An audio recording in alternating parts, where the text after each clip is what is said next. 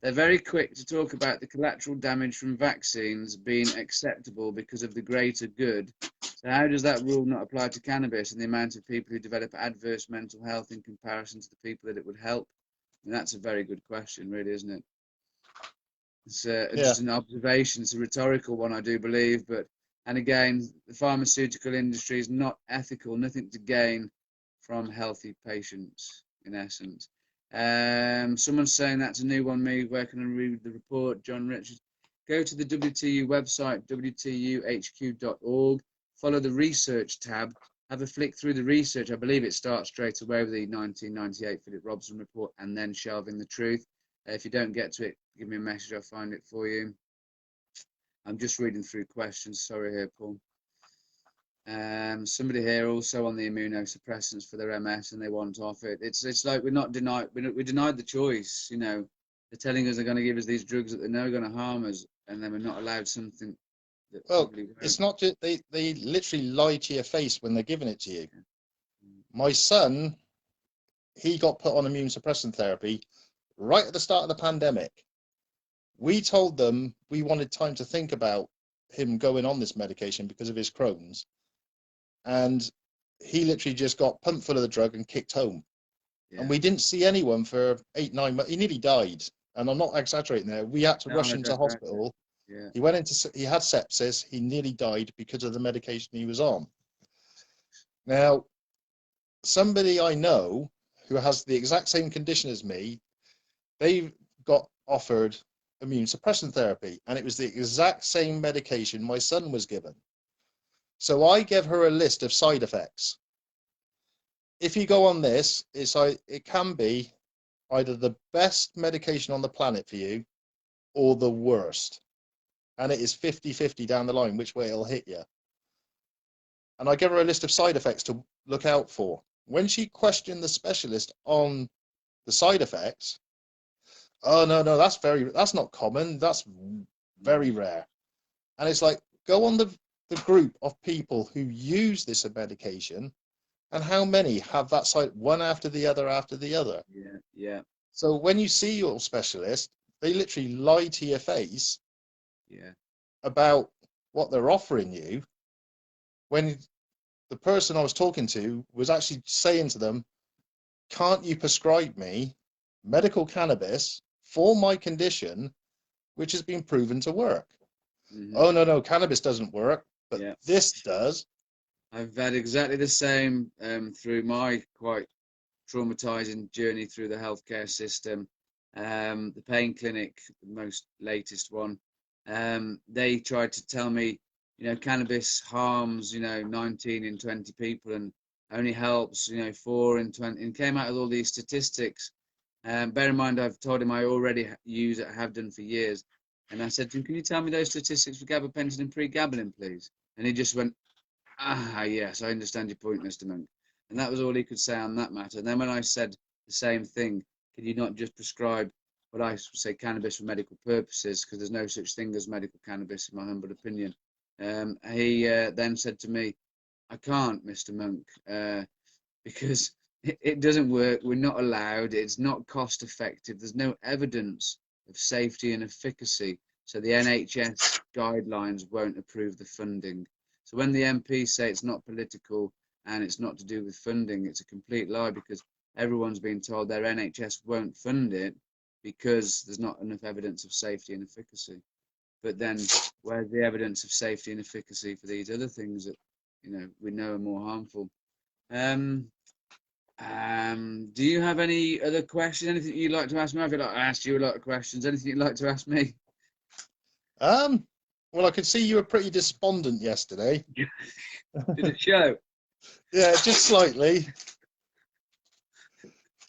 Yeah, occasionally I I would call that a simmer over. That wasn't boiling over. That was a simmer over, I would say. But yeah, I mean, what was your take on what I said, actually, from an observer on the outside? What's your opinion on what I said?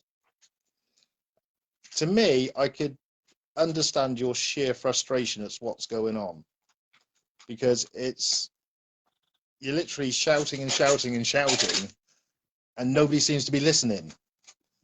And I don't know if you've ever had the experience in your life when you're working with somebody and you're giving them the most simplistic, thing to do. This is all you got to do. I don't get it. It's this easy. I don't get it. Yeah. And you start going, all you have to, I don't get it. And you start feeling that bubbling up. And the whole thing we're battling at the moment is along those lines. Yeah. Because to those who've had the road to Damascus moment, they've seen the light, they know the truth. It's so frustrating when you're battling and nobody's listening. And it's even, I've come across this lately. If I put a post of, you've met him, Walter, up on Facebook, this is Walter. He's eating my shoe again. 10, 20, 30 likes. Love Walter. Walter's great, blah, blah, blah. I've been doing a thing lately where I keep putting up posts relating to the corruption of the government, relating to cannabis, studies on how cannabis is beneficial. I know I've got people on my Facebook who are members of the WTU, who are cannabis users themselves. The silence is deafening. Yeah. I mean, I'd even accept an argument, somebody saying, you're a druggie, because then I can argue it. But to have nothing. But then I put up a post of, I'm having lasagna for tea. Great, hope you have a nice dinner. It's like, I'm trying to show you something important, but you're reacting to the trivial. And you get to the point where you're just thinking, why do I keep banging my head against the wall? Yeah. That's how I felt yesterday. Especially, I'd read the Vice article. Well, you've probably heard. I don't need to really go on. I'll quickly rehash for anyone watching now that hasn't seen the live. If you haven't, go into the announcements and see my tirade if you wish. Yeah, I'd seen the Vice article saying that 17,000 British people are now CAN card holders. And I just did a bit of quick mathematics and came to £510,000 had been received for those cards. Not to say, obviously, that's what they have in their hands because they've got the costs and everything, but it just seemed to me, for 3 years of asking people to just, to pledge and donate for the righteous cause, really, not for anything in return other than to actually be taking part in the righteous cause, and then to see in a matter of weeks someone's kind of turned over £500,000. It's like, what the fuck? Get the fuck off the battlefield, sunshine. That's how I felt. What's the point? Because there is no case, there is no campaign unless the community gets behind it. If I had the money myself, I'd bloody pay for it. I haven't, simple fact. And only a community together could make it possible, but it seems it might be too much to ask, in which case it might all come to naught, which is sad. The good thing is it's brought a community of people together, and people are using the evidence themselves. But we have a WTU card, WTU Seed Our Future Fact card in the pipeline. Some people, members, expressed an interest there. Do you think that's a good idea? I'd say sort of yes and no. I know that sounds a bit vague, but the card will gain interest in people trying to find out about the WTU. But then it brings you back to where you said about being in chains, but padding the chains. Padded chains. Yeah, padded shackles. Because that's from Daryl Bickler, actually. I can't take credit for the statement of padded shackles. When I first started campaigning for the legalization of medical cannabis, I put that in inverted commas because that's what I was kind of shouting about. He spent a lot of time talking to me about agency and the fact that cannabis can't be legalized. It's only our actions that are legal or illegal, etc. And he said to me, when you're asking for legalization, you're asking for padded shackles. And I was like, what on earth are you on about? And he said to me, during the slavery times, you had the anti-slavery movement, which we would be the equivalent of the anti-slavery movement. And then you have another organization that votes for padded shackles instead. Okay, the poor slaves, we'll just pad their shackles instead, so they're not quite so uncomfortable, but we won't get rid of slavery. And that's what I see. I hate to say it, these other organisations, in effect, securing for everybody is padded shackle.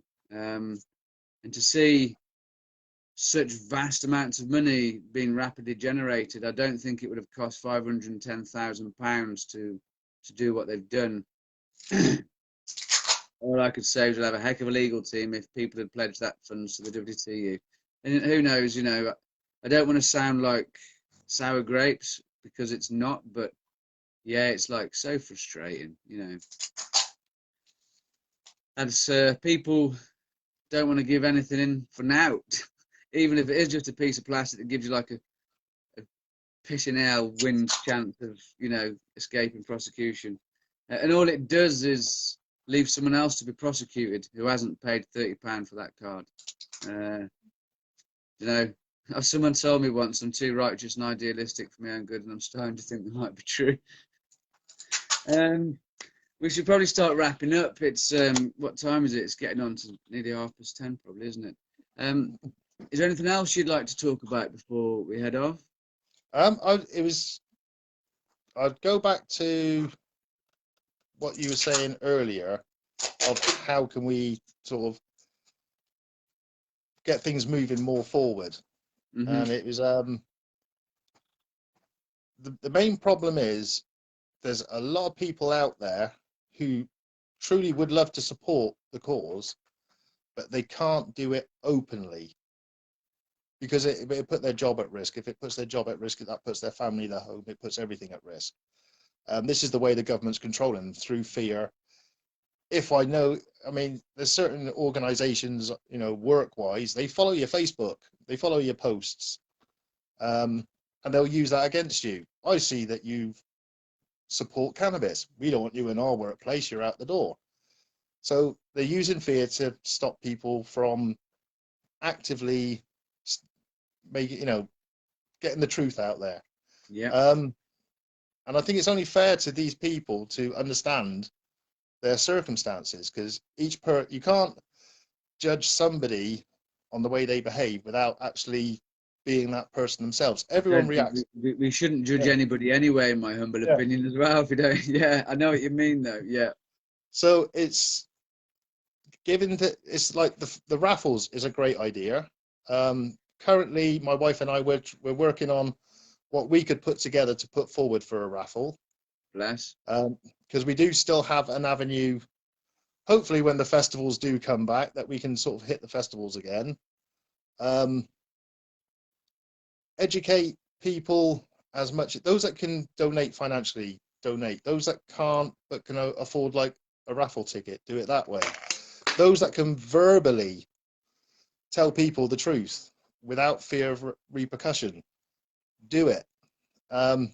Now, this might be where I set myself up for a lot of backlash. I'm so vocal now simply because I do have a prescription, which means by law I can talk my ass off about. I can't get sacked from my job because it's a prescription. I can't be arrested. It's a prescription. God help my street on 420, because I'm going to make the street know what day it is. But I can do, the reason I chose to go down that path is I personally couldn't risk losing everything, because I've lived on the streets for 2 years and it's not pleasant. My son has had it way too easy for a long time. He wouldn't last 2 minutes on the streets. So that's the route I've taken. And I do believe if you have a prescription, which is basically a bulletproof vest from persecution, you should be shouting as loud as you can and talking as much as you can to anyone and everyone who will listen. Now, I know some people are totally against getting prescriptions, but it was the route I had to personally take for me. But I feel obligated because I have that to not shut up about it. Got you. And the Interesting. more, Go on. Finish. No, I'll let you finish. Sorry.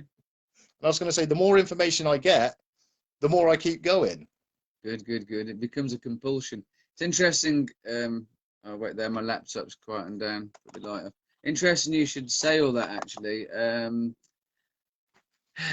only thing I can't lose out of everything you listed there is a job. Whilst I was a teacher in a college, Telford College of Arts and Technology, actually, I was teaching adult literacy, numeracy, English to speakers of other languages, and teaching Spanish in my spare time. And I had to keep my cannabis consumption, which at that point actually wasn't for what they would call therapeutic purposes. Although I used it, it was just to help me unwind, relax, reflect. I didn't like getting pissed, so I had a smoke instead. But I would have lost my job if that got out, because they couldn't be seen to have a teacher using cannabis. It's okay for them all to be nigh on alcoholics, promoting drinking every night, but not cannabis. And I used to be completely bound by that fear that you have just described, hiding in the shadows, living in shame, living in fear. And then pharmaceutical drugs nearly killed me 4 times. And that just changed my perspective completely. I found out the facts and the evidence about cannabis. I've identified their lies and propaganda and corruption and conflict of interests, and got this conviction beyond measure. And I have been very openly, publicly discussing my personal beliefs and practices with cannabis since 2014, the day I planted my first seed. I wrote to the Prime Minister, Deputy Prime Minister, Health Minister, Justice Minister, my local minister, telling them I'm cultivating cannabis for my own medical need, but I'm not a criminal. I've sat on stage in the NEC, I've stood in fields shouting down microphones. I grow my own cannabis for my own medical purposes. I could lose my children, I could lose my home, I have lost my wife, I could lose my liberty. Interestingly, I could lose my benefits potentially, although when I told them about it in my PIP assessment, they actually increased my award and said I was more disabled than I was previously. So it's interesting. I've had social services in my home, and they've said to me, "How do you manage your pain, Mr. Monk?" And I've told them exactly how I manage my pain. Kind of, in a way, hoping that we might get this show on the road and have the case at last, because they'd feel obligated to go and report me, but they never did. In other words, all that fear, like fear, the only thing to fear is fear itself. Maybe it's because I've been fortunate enough to go through university and I've learned how to express myself, to recite my evidence, etc., etc. But why am I still here? If this fear is to be feared, then why am I still here? Yeah, it's the If propaganda it is that to be feared, why am I still here? And that's what I say to everyone. Be the change you want to be, throw off the fear, and stand by your convictions, present all the evidence. But I can understand the basic survival instinct, human instinct, to protect oneself and protect one's family, which is the opposite of what I've done, technically speaking. But look, it's brought 6,000 odd people together, and if we all get our shit together and start donating a bit, we might be able to make a human rights-based legal challenge so we can all do it without any fear. Yeah. Epic. Well, I'm glad you're on my side. I'm glad you got a prescription, you got a bulletproof vest, sing from the rooftops. Incidentally, Westminster's lucky that I'm so disabled, because I would have been on their rooftops a long time ago, and I wouldn't have been getting down until they shot me or changed the law, one or the other. So yeah, they're damn lucky I'm crippled and can't get out of my house. That's all I can say. Someone here says something really interesting. I'm going to finish with this comment, if you don't mind. Yeah. Paul. It is Sophie Hayes again. You've had some lovely comments this evening, Sophie. Thank you for contributing. It's like anything in history. Women didn't win the right to vote by sitting at home on the sofa in a cloud. It was painful. It was hard. It had tremendous sacrifices made in the fight. This is worth the fight. Yeah. Well, that's why I've put my neck on the guillotine, literally, for 7 years now. You know, get enough necks on the guillotine and we'll stop the fucking blade. Anyway, thank you so much. We could probably talk all night, it seems, but I'm aware that it's now like 10:30. Thank you very much for joining me for, well, I would say being brave enough for sharing your truth. I admire that. And I know you've got a bulletproof vest. Not everyone's got one, but it still takes courage. So thank you. Appreciate it. No, it was great talking to you as well. Anytime. Like I said, I'll have a word with my son about the social media side. Start getting in touch with festival friends to find more information, as well as much information as we can. Yeah. And I'll let you know what I find out. That would be outstanding. Even just to lay the groundwork and to get a list of contacts to connect with on Insta and the festival scene would be outstanding. Well, yeah. Thank you very much for your time, Paul. It's been a real pleasure. Love, light, and peace, and I hope you have health, wealth, and abundance, and life treats you well. Chat soon. You. Okay. Keep well. Thank you for joining, and everyone else that's watching this evening. Thank you for coming on in. Next week, Paul Taylor is going to join me, and I'll be having a chat with Paul Taylor. And the week after that, I have a gentleman called Michael. I might not say the middle name correctly. Amatsula Morgan, who is just qualified from university, studying biochemistry and making sustainable biodiesel from hemp, which I think is going to be a heck of an interesting conversation. That's 2 weeks today. Next week, it's Paul Taylor. Thank you very much, Paul Noble. You've been fantastic. I'm going to stick you up on YouTube within minutes. Feel free to share it across all your networks. Now you've got a bulletproof vest. Lots of love to you, brother. Thank you very much. Take care. Lots of love, people. Keep well. Thank you, Paul. All right. Bye. Bye-bye. Well, there you go. We've had a second successful live broadcast. Thank you to everyone here who has passed comment. Forgive me if I haven't managed to interact with you enough. This is kind of a new experience. I'm enjoying it. I hope you are too. This is a chance for us all to come forward, share our thoughts, feelings and opinions. You've kind of got me on the ropes, as I found out when the COVID and vaccine topic came up. So I suppose now's your chance to get me on the ropes and have a very open discussion. Yeah, let's have it. I'm an open man, honest man, you won't get any lies. So who's on in? We've got 2 weeks lined up, so let me know, I think, who's coming on the third week. We might have to start doing this twice a week if people want it more. Right, lots of love, folks. I am now going to have a nice smoke and relax. And my daughter's back to school tomorrow. Not that I'm happy about that. However, it means I'll have a little bit of time on my hands. So lots of love, people.